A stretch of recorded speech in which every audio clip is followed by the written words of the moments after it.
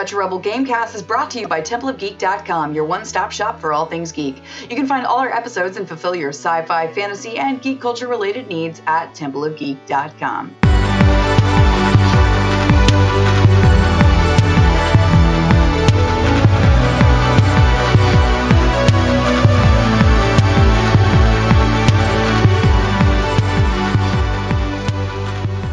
Welcome to the Retro Rebel Gamecast, where we discuss gaming and related topics. Retro Rebel is released Fridays, and you can find this episode and much more by heading to TempleofGeek.com or wherever you download your favorite podcasts. You can even find us on Facebook and Instagram at Retro Rebel Podcast for exclusive content and to see what else we're up to. My name is Amanda, and today I'm joined by special repeat guest host, Holly. Welcome back, Holly. Hey, good to be back. I'm so excited about today's topic because it's something I know very, very little about, and I understand that you are a big survival horror game fan. Oh yeah, I love it. Perfect. Well, today we've actually curated our own list, but before we get into those, let's just talk about what we've been playing. So I know, Holly, you just returned from something very exciting. Oh yeah, I've come back from the last event in the year for Empire LARP by Profound Decisions. It is a huge, highly detailed, open world. You go there, you camp, everything's built up. There's like a huge village. All in-character areas are incredibly done, beautifully detailed. You really do go there and just forget about the entire outside world. There are 10 nations to choose from, each with their own like cultures and different specific styles. So I think there's something for everyone there. If you want to be all really posh, or you just want to be down and dirty in the mud, you want to be like a Viking, or you want to be like a Tudor lord. They've got so many options.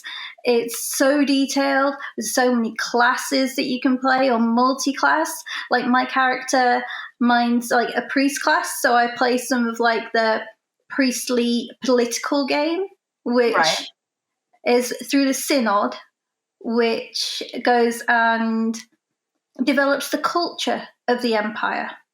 And so through the synod, you can actually affect the entire game, which I have done recently, and I'm so proud of myself for my character.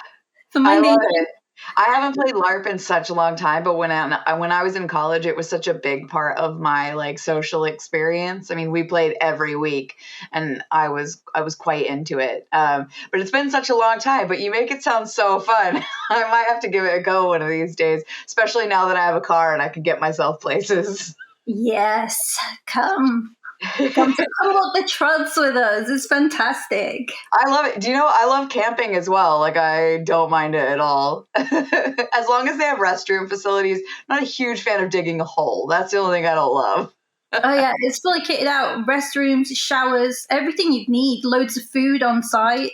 Like, amazing. Honestly, brilliant. I love that. I absolutely love that. Well, I have boringly still just been playing Six Nymph. It's that German sequential card game. I play it on Tactics. I play it on Professional. I think it's the best way to go. It makes it a much more challenging experience. And I've now leveled up to being a strong player, as nerdy as that sounds. I play it for hours every week. I just find it very cathartic.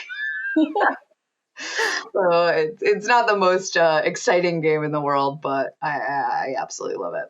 So today, because we do have a lot to get through, we've curated our own lists, and we have the best survival horror games of all time, according to me and Holly. Holly has 8, and I have 5 picks for this list. So we'll just dance back and forth. We'll start off, Holly's list a bit bigger, so we'll start with Holly. And Holly, have you put these in any particular order? No, I don't think it's fair. I can't do that. It would be a bit hard, I think. All right, so in no particular order, if you're going to start out in survival horror games, any of these would be great representations of the genre. So Holly, the first one on your list is Resident Evil franchise, and you've highlighted a number of titles because, in your opinion, Resident Evil franchise is an excellent representation of survival horror. So you have the 1996 one, Resident Evil 2 in 98, Resident Evil 4 in 2005, Resident Evil 7, the VR edition, which I want to talk about because I've never heard or played that one, in 2017. The remake, which got very good reviews in 2015, the remake of Resident Evil 2, which happened just a couple years ago in 2019, and remake number 4, which we're expecting to land next year. So run me through Resident Evil franchise and why you think it's such an important part of the genre. Well, Shinji Mikami, he basically created survival horror. Without Resident Evil, we wouldn't have all the other games on this list, basically. He originated it. He is the godfather of it.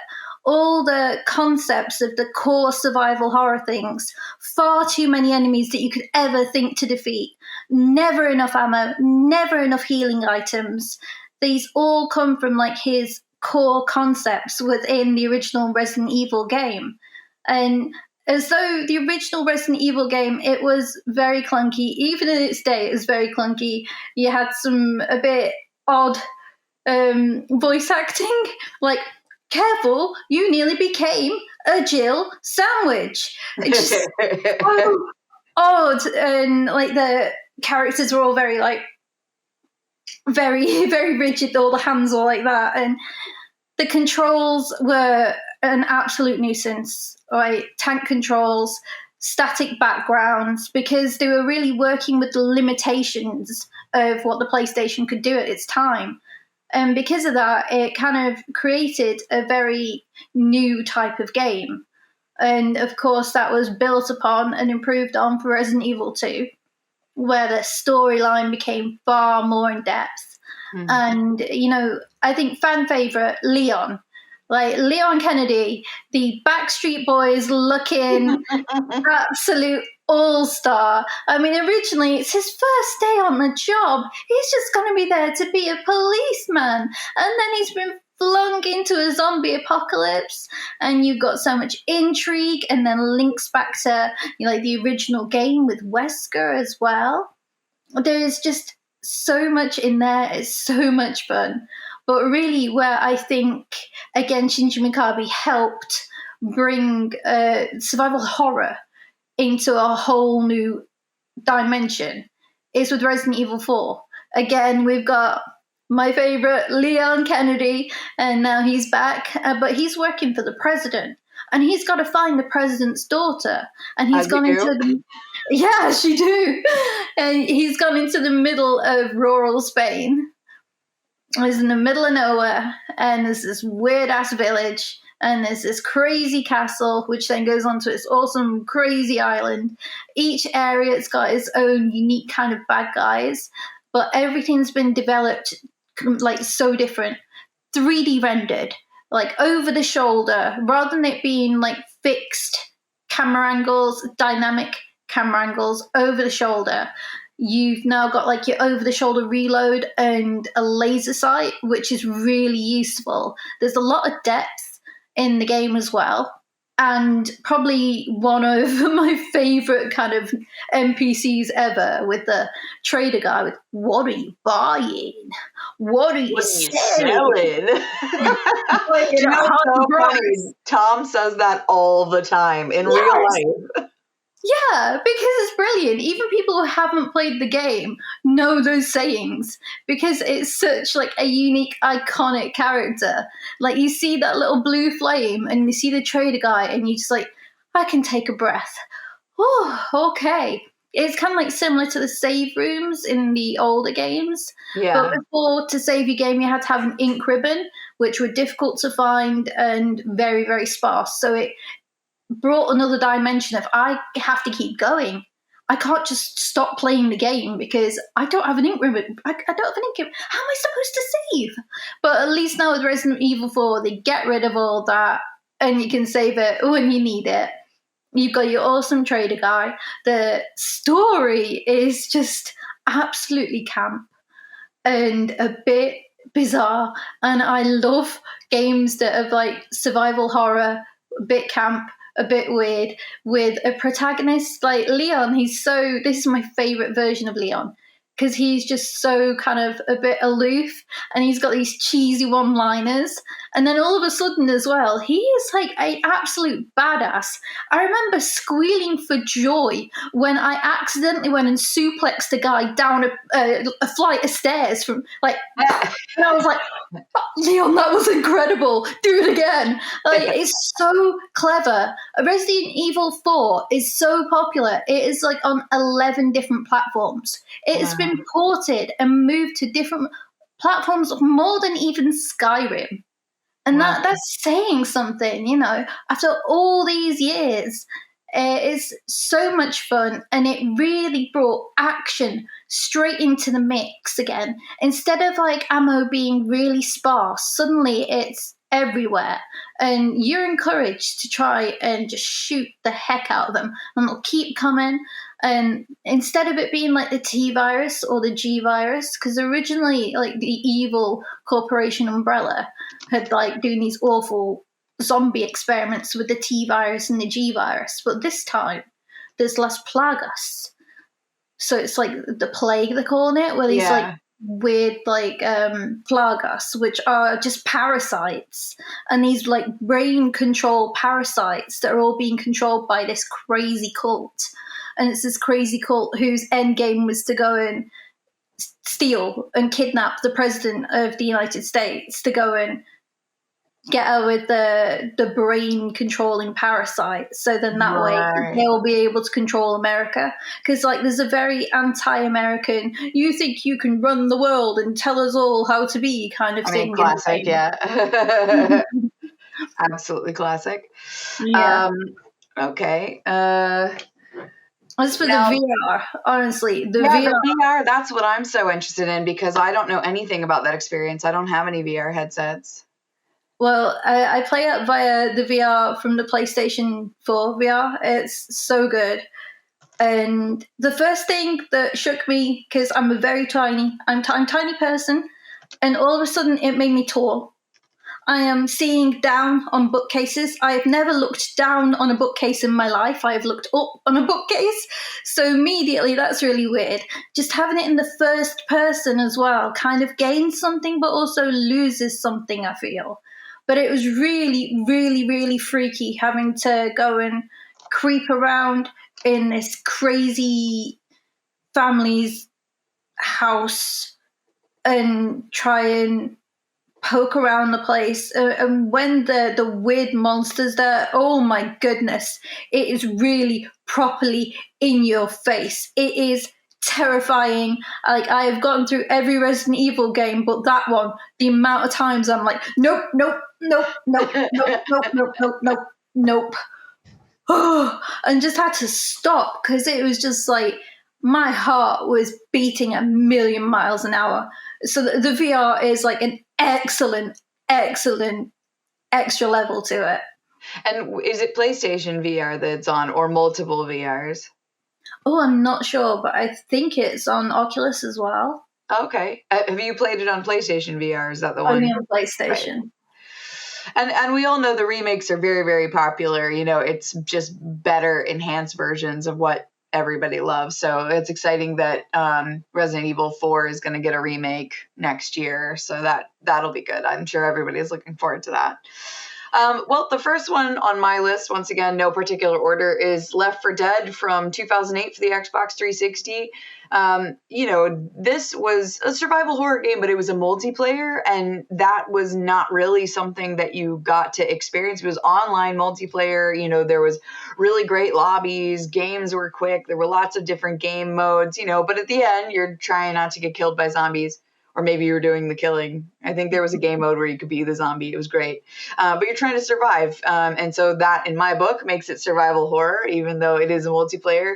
And I just had the best time, you know. It was, all the characters felt fleshed out. All the zombies were iconic, you know. The witch particularly would just be quite a chilling experience when you ran into one. And the smokers and stuff were pretty awful. And I just remember having hours and hours of fun playing with my friends, like online, on the couch, so on and so forth. And it's just really stuck with me. Now, I haven't played the new one that's come out, so that's why it isn't on the list. I'm sure it's great. And when I play it, I will probably put it on the list. But I've downloaded it. I haven't tried it yet. So that's why I don't have Left 4 Dead 2 on the list at the moment. So, the next one on your list is a really old Dreamcast game from 1999, stroke for the PlayStation, the original. It's Dino Crisis. Is this what I think it is? Probably, yeah. I just think Resident Evil, but with dinosaurs. Dinosaurs. Nailed it. All right, great. Yeah. I mean, it is pretty excellent. I'm really looking forward to the new release of the remake that they're doing of it. Because if the remake for the Resident Evil so far, they have been absolutely wonderful and taken the concept and really made it full color. And I think that's something that Dino Crisis needs. It's a fantastic game. And Shinji Mikami, who again was responsible for it, said he wanted it to be more like panic horror. Right, that checks out. I would be very panicked if a dinosaur was chasing me at any point in my life. Yeah, I mean, it's so terrifying to have like a T-Rex coming after you. Absolutely terrifying. Nevertheless, all like the smaller ones inside the facility that are like protagonist, Regina is in. And again, like the Resident Evil games, Regina's some like top highly trained special agent. Of and course. Even she's struggling. Yeah. So like, if even she's struggling, we would be in so much trouble. So it's a lot of fun, but it does have sometimes a lot of people think a bit too much emphasis on puzzles. And by the end of the game, I remember thinking, just get it done with. I've had enough. Please, not more puzzles. So I'm really thinking that the Dino Crisis remake is going to fix that, because it fixed and amplified and really helped so many of the stuff with the Resident Evil thing. So the trailers look absolutely incredible for it. So really, this is kind of a placeholder for Dino Crisis remake. Excellent. And I'm assuming the remake is coming out on PlayStation as well. Yeah. Oh yeah, PS5. Oh wow! For everybody who's lucky enough to have one. Yeah. So the next one on my list is a current gen, I guess. It's Dying Light. Now, I haven't played the second one yet, so this is why the original Dying Light is on this game. It's a 2015 game for the Xbox One. I mean, zombie parkour. Like, what is not to love? I never thought I would like this game. I mean, I am, as a grown adult, a bit scared of the dark. Like, I think everyone is a little bit. And in this game, scary zombies come out in the dark and they try to get you, and you're just frantically trying to parkour around the city. Now, I really tried to play the game in the daytime pretty much all the time, unless they forced me to go out at night. I'm interested to see in Dying Light 2 sort of where they take that, if you can get away with spending so much time in the day, which I did. The only downside was that there was somebody on Xbox Network that was dupe and hacking, and they made this this weapon that I think it was a melee weapon. Anyway, it was so bloody strong that like nothing was a challenge anymore. And that's sort of, I shouldn't have picked it up, but I was like, oh, this will be so great. And then it wasn't. It sort of ruined the game a little bit. But I really did, up until that point, enjoy the sort of 360-degree emphasis on the vertical axis, which most games usually don't have an emphasis on the vertical axis. So you're really looking for ways to get up and above things. The only other game that I really felt did it that well was Sunset Overdrive, which gets no love, even though it was very fun. But yeah, I thought this is a great survival horror game. One of the scariest I've actually played through, because the next one on my list I didn't play very much. I'm so sorry, but we'll go to yours. So your third one on your list is a PS1 game, also from 1999. You've got a love for the old games. It's Silent Hill. I'm not surprised. Go on, tell us, why should we go back to 1999? Well, again, Silent Hill kind of brought more oomph to the survival horror kind of game. Instead of being that kind of really highly trained person, you're a father just desperately looking for your daughter. You get in a car crash on the way to try and take her to the town that you found her in as a baby, and she's disappeared. And you're running through the fog, injured, frantic, looking for your daughter, desperate to do anything to find your daughter. And I think there's something really special about that, and that like pure love there. I mean, again, it was very limited by the hardware it was on. And that's why you've got all the fog everywhere. They were really, really clever. So it's like, we can't do as much as we want with this. What can we do to build this atmosphere and make it really, really scary? Fog. Fog everywhere. Like, even today, if the fog rolls in the Midlands in the UK, and it's like, oh, it's Silent Hill out there. Like, it really is. It's synonymous with it. And it was such a smart choice. There's little things in the game where, like, the other world, like this twisted, awful dimension that's melding with our own, and takes elements from like the normal world, twists it. You know, like a wall can become chain link, flesh, awful, and it's really creepy. And there's something truly disturbing about seeing the mundane deformed. There really is. And it's a really good game, and I think a really good series. And there's a lot to it. If you just kind of scratch the surface, there's so many like philosophical questions that are all included in it. Like with Silent Hill 2, like, what is Pyramid Head? What does he represent? And the concept that the Silent Hill actually changes and the other world alters depending on the person from outside who's come into it. And the emotions and the things that they're hiding deep within, you know, shame, guilt, fear. So that's what warps the world around them. It's really, really interesting. And little touches like in the first game, the radio starting crackling when the enemies were near. Oh my goodness, that was awful. Yeah. I remember when I first played it, it was Halloween night. It was like my last year of high school. It was me and my friend, and we were in her like blacked out, empty house in her room playing Silent Hill together for the first time. We'd saved it just for Halloween. And her dog, who used to watch TV, did not like what he was seeing. And everything was freaking us out, and the dog's crying and whining, and that made everything worse. It was like, oh my goodness, it's a really great way to experience it because it was so scary. Fantastic series. I love it. Yeah, I feel like because I didn't have a PlayStation growing up, I missed out on a lot of classic survival horror. It sort of feels like that's where it lived for a good portion of the late 90s and early 2000s. And as a result, most of my games are much, much newer because I think it took a while for that stuff to come over to Xbox, which is what I have.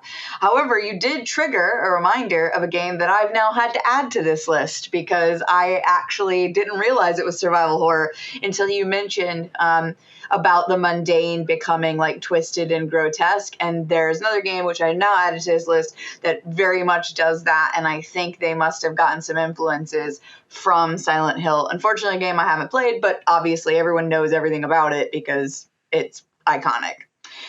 So the next one on my list, which I mentioned I have not played, I'm so sorry, is Alien Isolation for the Xbox One. Came out in 2014. I mean, I probably only made this 15 minutes. Do you know what I mean? It scared the absolute pants off of me. I was terrified for the entirety of the amount of time that I did play it. I'm scared of aliens as it is. I've mentioned before that when I was a kid and watched the movie, I had to think about Jesus to fall asleep. Like, I just got terrible nightmares for weeks on end. And the xenomorph really is one of the quintessential, like, bad guy monsters. There's nothing redeeming about them. They're terrible all the time.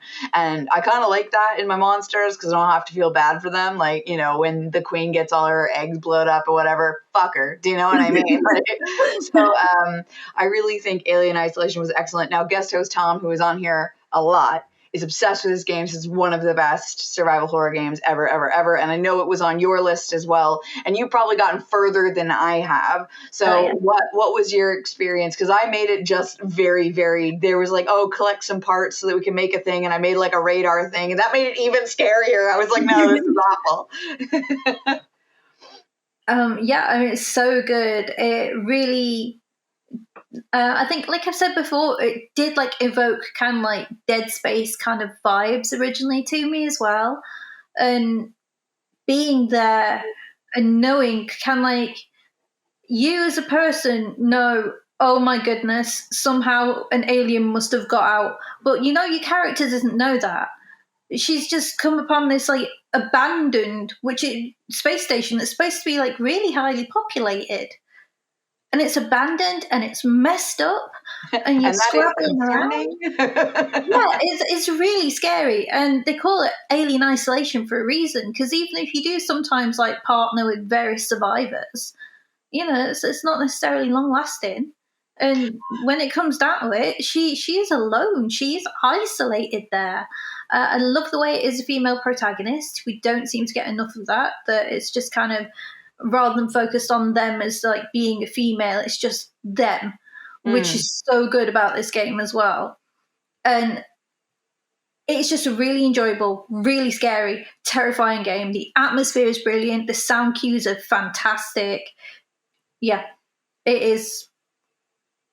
I mean, I still have it on my hard drive. One of these days, I'm hoping to work up the courage to play it again, but it scared the pants out of me, so I haven't given it another play since then.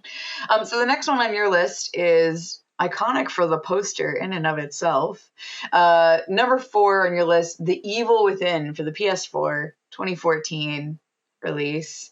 I mean, beautiful artwork on the game cover. Always caught my eye, despite not having a PlayStation. Yeah, it's very, very creepy as well. Yeah, and again, Shinji Mikami, instead of working on Resident Evil, he moved on to work on The Evil Within.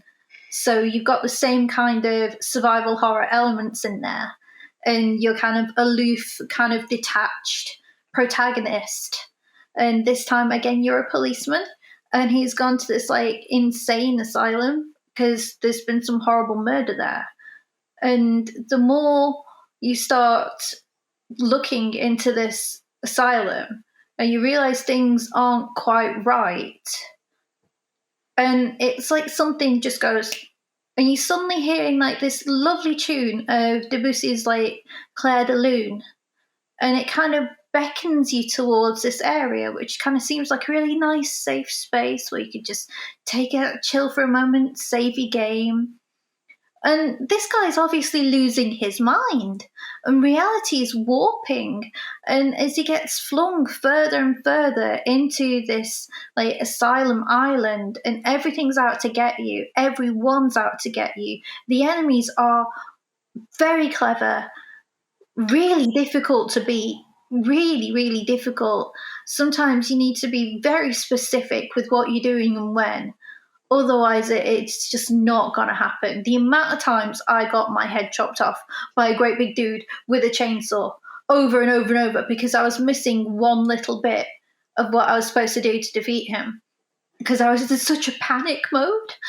As makes sense. As makes sense. Yeah, it's really, really clever, and the sense of unreality that you get as well, and the fact that like this isn't your usual kind of protagonist who is just detached but still sane. This guy is not sane. There is something definitely calling to him, something that's not quite right. And I can't really say much more because I don't want to give too many spoilers away or anything. But it's a really enjoyable game, really clever. You've got a lot more action orientation in there. So, I mean, you know me, I love my stealth games, and there's a big stealth element in this. So for me, it was right up my tree, being able to just try and go and hide and sneak past a load of the enemies rather than just going, I hey, like that. I'm Yeah, here. it's nice to have that option, I think. Yeah, because again, there's never enough healing Yeah. items, never enough ammo, far I too feel many like stealth as things. well can give you some sort of sense of control because you can choose when you might interact with them. Sometimes that helps you be a little less terrified. In real life, that is probably what you would try to do as much as possible, is just not get anybody's attention, you know? Which Yeah. I really like that. Okay, listen, that's a great pick, Evil Within. The next one on my list is, as you mentioned, Dead Space, like a great evocation of many of the other survival horror games in the sci-fi genre. Xbox 360 game from 2008, although there have been many, many, many other Dead Spaces since then, and all of them I'm sure are great. This is the one that I remember playing.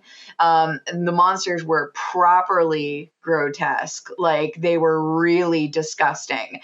And the way that you would kill them was quite unusual, and you're trying to unpack what happened there, and it's just everything you find out is just worse than the last, like there's not a good news story out in Dead Space. But it was pretty good. I probably played maybe about 70% of the game. I think I reached somewhere that I just couldn't get past or found very difficult to get past. Maybe I was underpowered in some way, but I don't think I finished the whole thing, but I played a significant portion of it. I mean, I really liked it. I didn't really find it terrifying necessarily. I mean, it would make me like breathe, whatever. I mean, but it was a tolerable level. I don't think that it was too terrible. Although I wouldn't play it at night. I played it in the daytime with the lights on, just to be sure. I love Dead Space, as most people who like survival horror will automatically have it on their list. I know you did before we combined our list. Yeah. Now, the next one on your list is Death Stranding, and that's the PS4 game from 2019. Is that the one that's got the guy from Walking Dead in? Yeah, Norman Reedus. Yeah. Right, the baby. He's got baby. Yes. Yes. Right. I know a lot of people might be a bit Death Stranding, what? But it is a survival game and it is a horror game. And so I do feel it fits on this list because survival horror has like moved and changed and adapted and evolved as, from Resident Evil onwards, really. Just like Resident Evil itself has.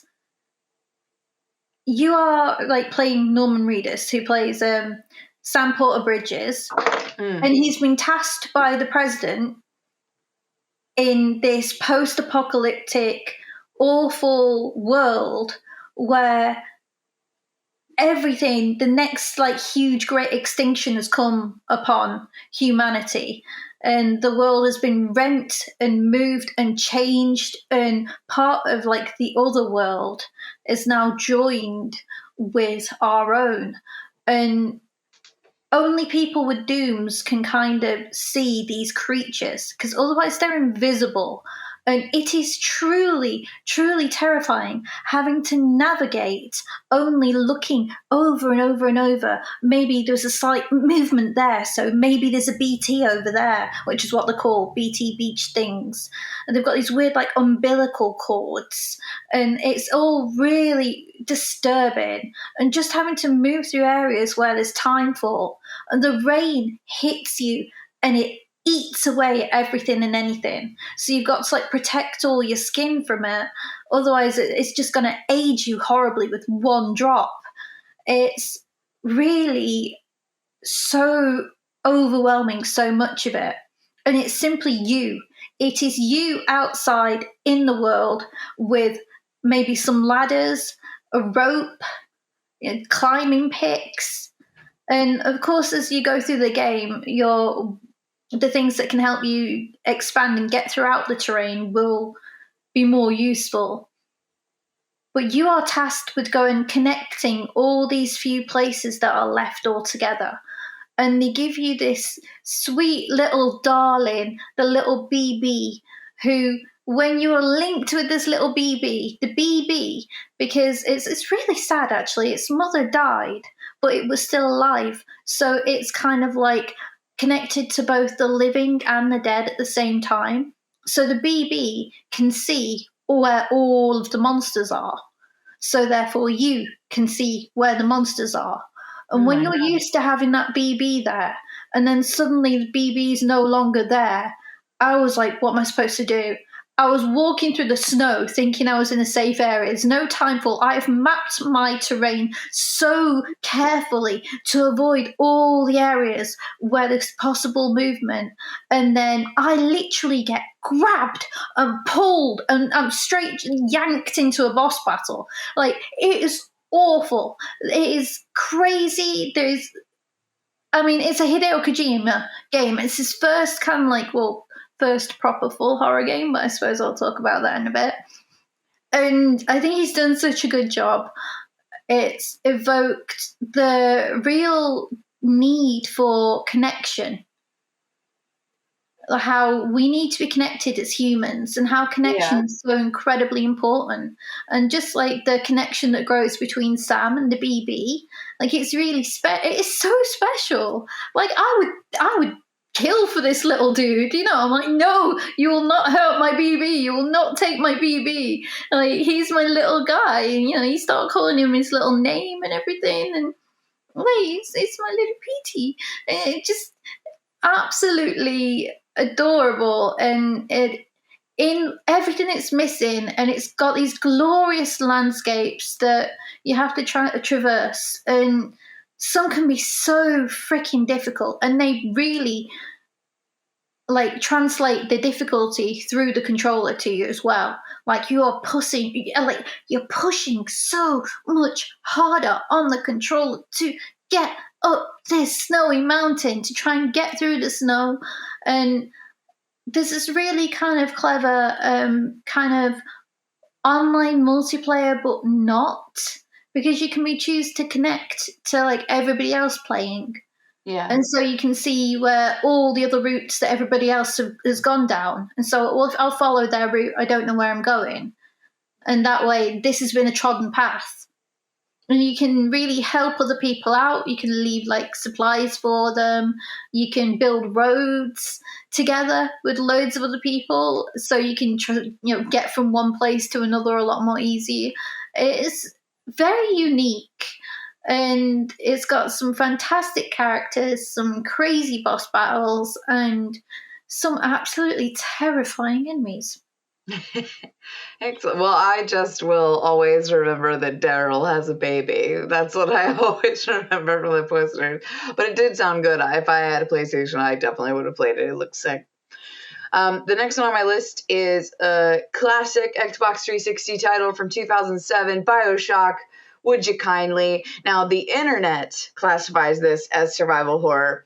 I'm not really sure. I think it's probably more an action adventure or an RPG, blah, blah. But I'm going to go with it, because any excuse to talk about BioShock is the best day for me. And this game is iconic. I was totally caught off guard by the ending. To this day, it's one of the most memorable endings of a game. And it really didn't cause that much controversy, considering other games that cause big controversy. I don't even remember the endings of, Mass Effect 3 and so on and so forth. I don't remember what we were all so mad about, but what I do remember is that BioShock made me a murderer, and I was not ready for it. Totally an absolute killer game. Really interesting mix of magic style attacks with traditional weaponry, which I really can't think of any real games that have done that before. Not that I can think of. Interesting use of environment. Sometimes it really did feel quite eerie when the splicers like jumped down on you from places. Like that was fucking scary, and they scampered about. They were always scampering. Really, I mean, great game. I don't know what everyone has probably played it at this point because it's so iconic. But if you haven't, go play it right now. I think it's probably cost you almost nothing if you get it from Game Used, so give it a shot. All right. The next one on your list is Deadly Premonition, also for the 360, but they did have a director's cut on the PS3 released in 2013. I've not heard of this game. It doesn't ring any bells. Oh yeah, it was not a AAA game. I think even when it was first released, it was like maximum priced at £30. So my friend bought it, and I was hooked. I love Twin Peaks, so automatically I love Deadly Premonition. It is campy, it is weird, it is just downright bizarre. I was like, what's that, Zach? Yeah, Deadly Premonition is the best game ever. Like, your main character is constantly talking to like his imaginary friend. He's supposed to be this amazing FBI agent. He decides that he goes to like, he'll look at a coffee cup and like, oh, we should go there. Like, the coffee literally tells him a fortune. Like, this stuff's absolutely balmy. It's wonderful. There's absolutely so many send-ups from Twin Peaks in it, and I adore Twin Peaks. Like, instead of the log lady, there's a pot lady. Oh, the pot's getting cold. It's just absolutely crazy. There's this like this one character just decides that he just only speaks in rhyme. The characters are big, they're crazy.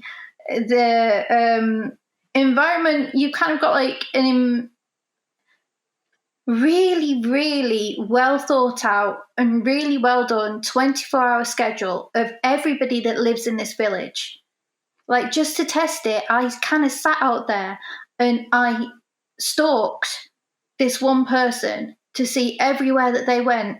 And this person every day did their same kind of like set routine. Everybody in the village does. And it's really interesting. You can find new like little mini challenges and things by doing that as well. And you've also got like the survival horror aspect of it too, because there's this awful kind of red mist. I think it takes a lot from kind of things like Silent Hill, where there's a sudden other world and that normal world goes and again transforms into this awful grotesque world that's very scary, and these awful creepy creatures, these like people looking things, and they kind of limbo over backwards. Yeah, and like no. get you and like don't want to die and speak really creepily. And then when that thing bent over backwards and stared at me with its eyes, I was like, no. I mean, it is janky. Quite frankly, it looks like it belonged on a PS2. It is rough at times. And the original 360, there were a lot of like issues with controlling it, which I think they fixed quite a lot of that in the new one, the director's cut for PS4. But oh my goodness, it is a bizarre, crazy game, and I love it. And it is such a polarizing game. So many people absolutely like. If you love films that are so bad they're good, then that's the game like for you. Premonition. But if you like The Room, you'll love Deadly Premonition. Well, actually, yeah. To be fair, but at the same time, like, so many people can't stand it and say, "What is this? It's terrible." But the fact that it looks so bad, kind of, I forgot about it. As soon as I got absorbed into that plot, that was it for me. And they've got crazy weird mini games when you go fishing to try and like reel something in. Suddenly it's like you're playing slots and like ding ding ding ding across the bottom of the screen. It's just, what is this? I love it. This is mad. Absolutely wonderful. That's great. The last one on my list, you sort of triggered a memory for me talking about the mundane becoming creepy and grotesque. And that is the indie darling for the Xbox One from 2018, We Happy Few. it's such an iconic game. Drugs are bad. It's probably the overall message, but it's so charming. Its story is so unusual that I've actually woven the game into my D&D campaign, although the players don't know that. But they generally don't watch the show, so I don't think they're going to figure it out in time for Saturday. And I just think that it's so compelling, the idea that this population is just trying to forget a horrible evil that they did. And so they just take these joy pills just to suppress these terrible memories.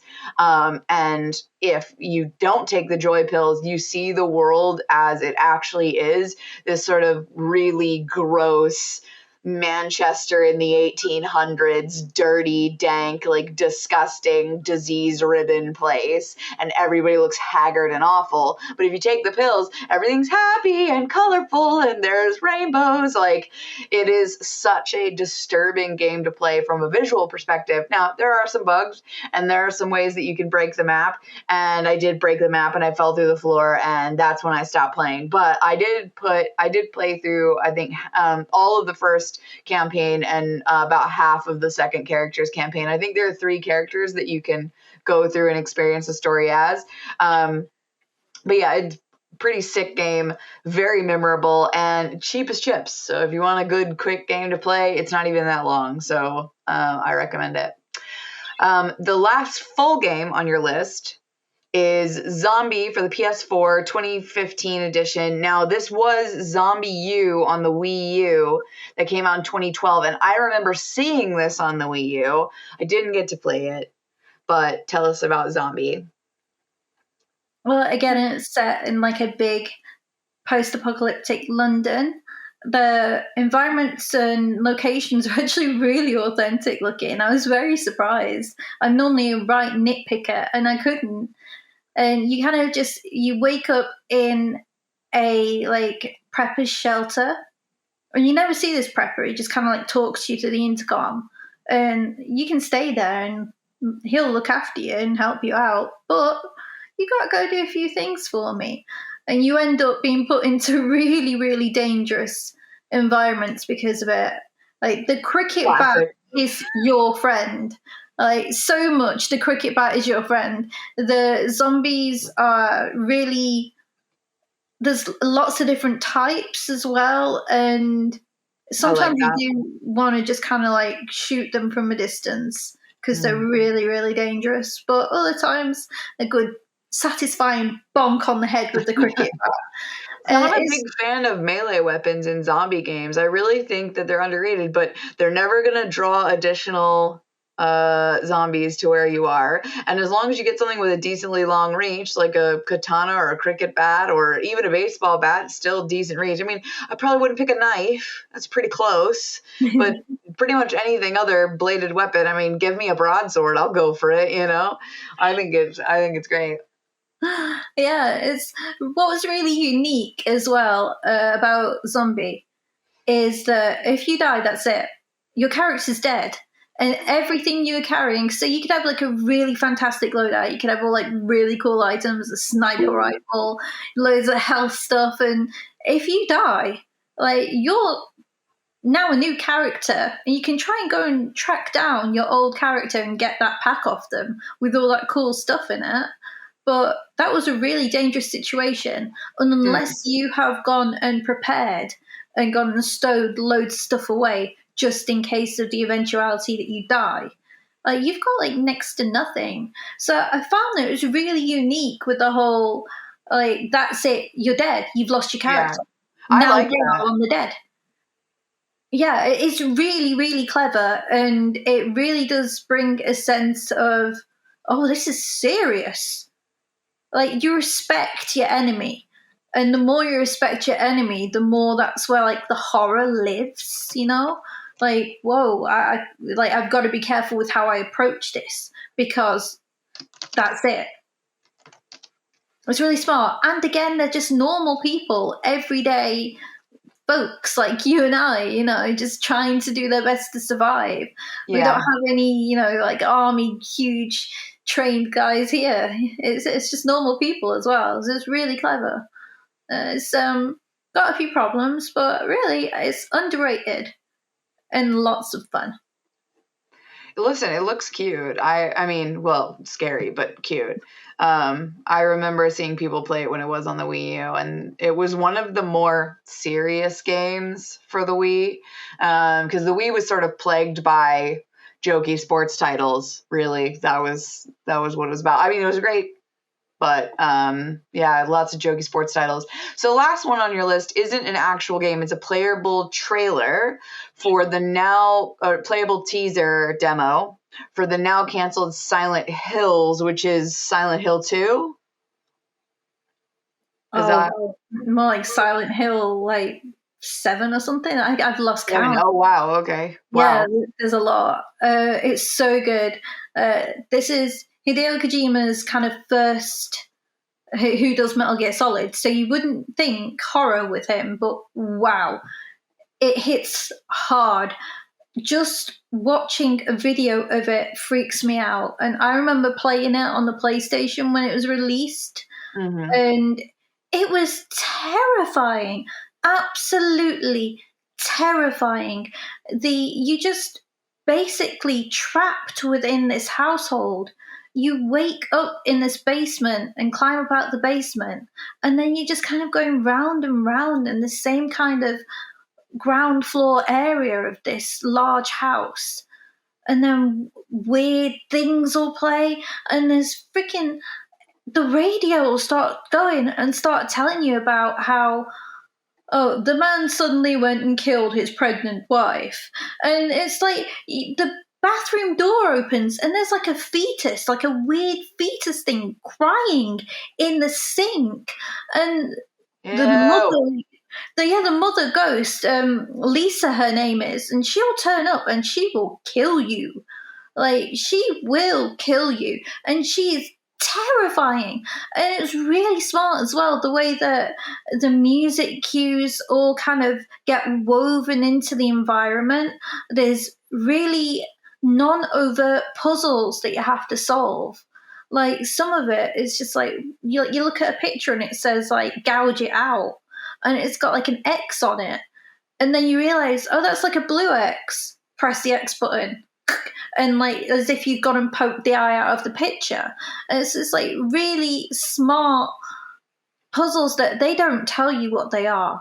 They don't lay anything out. It's up to you to try and inquire and to search and to figure it out and try not to die. And it's I mean, really that's the key to any survival horror game. Try not to die. but it's so the atmosphere is terrifying, and they've even gone and used like the mic, so you need to have like the mic plugged in to actually get to the end of the game, Wild. because in certain times you need to be kind of speaking into it. It's really a lot Ah. more than it ever could or should be. And a lot of the concepts in it have already been used and kind of homaged in things like the latest Resident Evil release. So it's really, really good. And it is an absolute tragedy that it got taken down from the PlayStation Store when Silent Hills got cancelled. And we don't know. There's rumors that there's going to be Silent Hills anyway, but obviously not a Hideo Kojima, fronted one. That's But such a shame, though, because he's so iconic. That it would have been nice to see his full vision of what it is. Well, listen, you've made a hell of a list here, I've got to say. As a final closing thought, if someone was brand new to the survival horror genre, out of the games that we spoke about today, where do you think the softest entry point is? If they are generally a bit scared like me, I wouldn't recommend Alien Isolation, for example. I think that's a little too scary. Out of your list, where do you think the softest entry point is? probably Resident Evil 4, because Leon is an absolute badass, and it can really help you to be introduced to the world, and yet you've got your action elements in there. It's really dynamic, it's lots of fun, fast paced. Yeah, I'd go Resident Evil 4.